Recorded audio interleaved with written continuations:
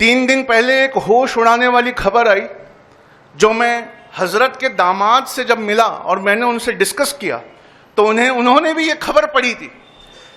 खबर ये है कि एक चश्मा है जो मेटा नाम की कंपनी जो फेसबुक चलाती है उसका वो चश्मा है, उसको लगा लेने पर आप किसी और दुनिया में चले जाएंगे। मतलब आपने चश्मा पहना हुआ है लेकिन दिखाई ऐसा देगा कि आप किसी और दुनिया में चले गए। तो वहां पर आप अपने घर में रहते रहते, अब आप सोचिए किस बर्बादियों के दौर में हम पैर रख रहे हैं, किस गंदगियों के भरी दुनिया में हम यूनिवर्सिटी कायम करने जा रहे हैं। जैसे ही चश्मा पहना आप किसी और दुनिया में चले गए। उस दुनिया में अगर किसी नौज बिल्ला लड़की ने भी चश्मा पहना है तो वो भी उस दुनिया में आ गई। अब आप उस लड़की से वहां मिल सकते हैं, उससे बात कर सकते हैं। मैं जब पूरी बात खत्म करूंगा तब आपको एहसास होगा कि यह मजहब कितना पाकीज़ा है। तो वहां पर एक स्टार्टअप आया है, एक कंपनी आई है जो ऐसे कपड़े बना रही है जिन कपड़ों में सेंसर लगे हुए हैं। आपको करना ही है कि यहां सेंसर वाले कपड़े पहनना है, वहां वो लड़की सेंसर वाले कपड़े पहने, और अगर हमने आंखों में वो चश्मा लगा लिया तो हम एक दूसरे को सामने सामने देख पाएंगे। और अगर हमने अल्लाह ना करे इस गलीज तरीके से एक दूसरे को छूना शुरू किया तो वो ही हरारत पैदा होगी जैसा जिना के वक्त होती है। ऐसे स्टार्टअप ने ऐसे सेंसर वाले कपड़े बनाने शुरू किए।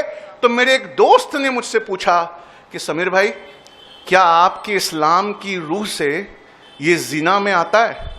मैंने कहा बिल्कुल आता है। तो उसने कहा कि लेकिन जिना बनता नहीं है। मैंने कहा कैसे? कहा एक दूसरे को इन्होंने छुआ तो नहीं है, बहुत दूर दूर हैं, तो ये जिना बनता नहीं है। जैसे ही उसने ये कहा मैं फिर से मेरा मन किया कि मैं अपने नबी पर अपनी जान निछावर कर दूं। आप दुनिया के सबसे पढ़े लिखे पैगंबर के अल्फाज सुनिए, उसने सिर्फ जीना मना नहीं किया। अल्लाह के रसूल फरमाते हैं तुम जीना के करीब भी मत जाओ। ये वो दुनिया है जहां जीना के करीब ले जाने वाली गैजेट्स को तैयार किया जा रहा है। या रसूल अल्लाह, आप कुछ भी कह सकते थे, आप जिना को मना कर सकते थे, लेकिन आपने सिर्फ जिना को मना नहीं किया, आपने ये भी कहा कि जिना के करीब भी मत जाना। कोई था जो 1447 साल पहले बैठ कर देख रहा था। हमें आज इसलिए समझ में इतना लेट इसलिए आ रहा है क्योंकि मैं आपको बताता हूं फॉर्मूला।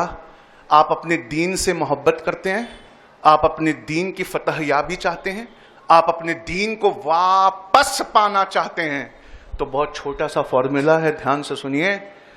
कुरान पाक, कुरान मजीद कभी ना खत्म होने वाला समुंदर है।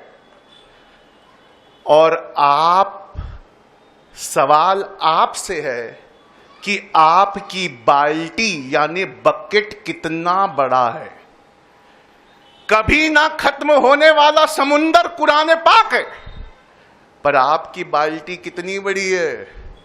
जवाब यह है कि कोई दुनिया में जितना पढ़ा लिखा है उसकी बाल्टी उतनी बड़ी है। जब यूनिवर्सिटियों से पढ़कर निकलो, जब आईएएस की तैयारी करो, उसके बाद जब कुरान खोल कर देखो तो कुरान वो मोती देती है जो आम इंसानों के हाथ में वो नहीं रखती। कुरान अपनी गहराइयों में ऐसे ले जाती है जो किसी और के समझने की बात नहीं होती।